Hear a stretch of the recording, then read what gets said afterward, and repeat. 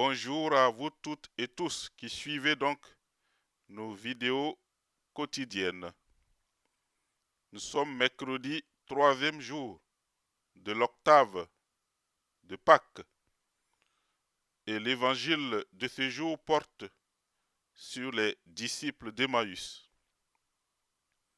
Je vous propose une homélie sur le sujet du pape émérite Benoît XVI qui date donc du 6 avril 2008 après le Regina Coeli et donc sa méditation sur l'évangile du jour qui portait donc sur les disciples d'Emmaüs. Et vous verrez que je vous présenterai le tableau qui illustre bien donc cette scène de Jésus avec les disciples d'Emmaüs tout en lisant donc l'homélie du pape émérite Benoît XVI.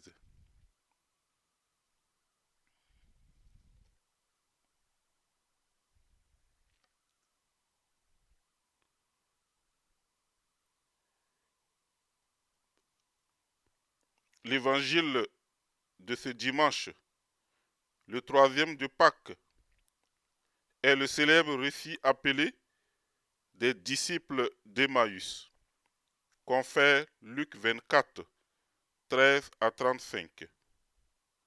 On y raconte que deux disciples du Christ, lesquels, le jour après le samedi, c'est-à-dire le troisième après sa mort, tristes et abattus, quittèrent Jérusalem en se dirigeant vers un village un peu plus loin appelé justement Emmaüs. Le long du chemin, Jésus ressuscité s'approcha d'eux, mais eux ne le reconnurent pas. En les sentant découragés, il expliqua sur la base des Écritures que le Messie devait souffrir et mourir pour arriver à sa gloire. Entré ensuite avec eux chez eux, il s'assit à leur table. Il bénit le pain et le rompit. Et en ce moment-là, ils le reconnurent. Mais il disparut de leur vue en laissant tout étonné devant ce pain, nouveau signe de sa présence. Et en suivant les deux disciples reconnurent, retournèrent à Jérusalem et racontèrent ce qui était arrivé aux autres disciples. La localité d'Emmaüs n'a pas été identifiée avec certitude. Il y a différentes hypothèses, et ceci n'est pas dépourvu de signification parce que cela nous fait penser qu'Emmaüs représente en réalité chaque lieu. Le chemin qui y conduit est le chemin de chaque chrétien, bien plus encore de chaque homme sur nos chemins.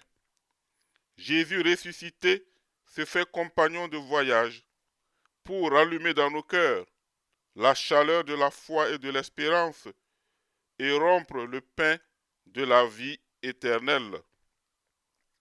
Dans ce dialogue avec les disciples, avec ce promeneur inconnu, l'expression que l'évangélique met sur les lèvres de l'un d'entre eux nous frappe.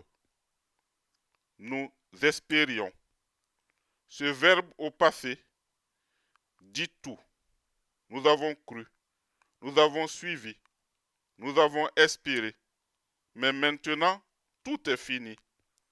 Même Jésus de Nazareth, qui s'était montré prophète, puissant en œuvre et en parole, a échoué et nous sommes restés dessus.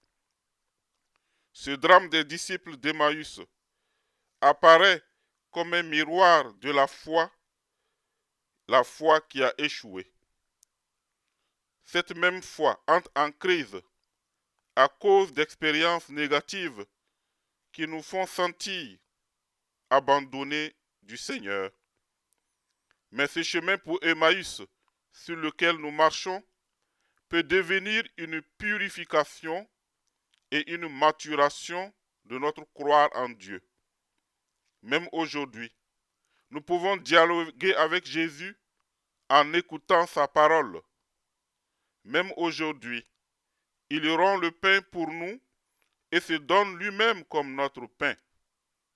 Et ainsi, la rencontre avec le Christ ressuscité, qui est possible même aujourd'hui, nous donne une foi plus profonde et authentique, trempée, pour ainsi dire, par le feu de l'avènement pascal. Une foi robuste, puisqu'elle ne se nourrit pas d'idées humaines, mais de la parole de Dieu et de sa présence réelle dans l'Eucharistie. Ce superbe texte de l'Évangile contient déjà la structure de la Sainte Messe. Dans la première partie, l'écoute de la parole à travers les Saintes Écritures. Dans le deuxième, la liturgie eucharistique et la communion avec le Christ présent dans le sacrement de son corps et de son sang.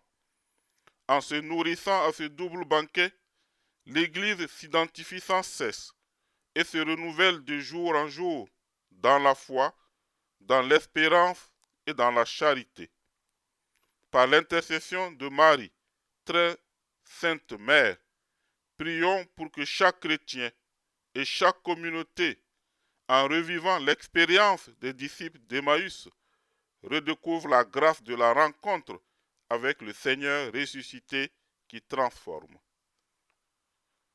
Voilà donc pour vous, voilà ce beau message du pape François, et pas du pape François, excusez, du pape Benoît, sur donc cet évangile des disciples d'Emmaüs. Oui, le Christ marche avec nous dans cette période de confinement. Comme les disciples d'Emmaüs, il est présent dans nos familles, dans nos différents lieux de confinement. Alors, marchons avec lui. Laissons-le brûler nos cœurs de son amour, qu'il continue dans nos différents lieux de confinement de nous donner sa parole et son pain de vie que nous recevons par le désir parce que nous ne pouvons pas communier matériellement. Que Jésus donc soit lui-même encore l'Eucharistie de nos familles et qu'il marche sans cesse avec nous, lui qui vit et règne, lui qui est mort et ressuscité pour notre salut, maintenant et pour les siècles des siècles. Amen. Bonne journée et bonne marche avec le Christ ressuscité.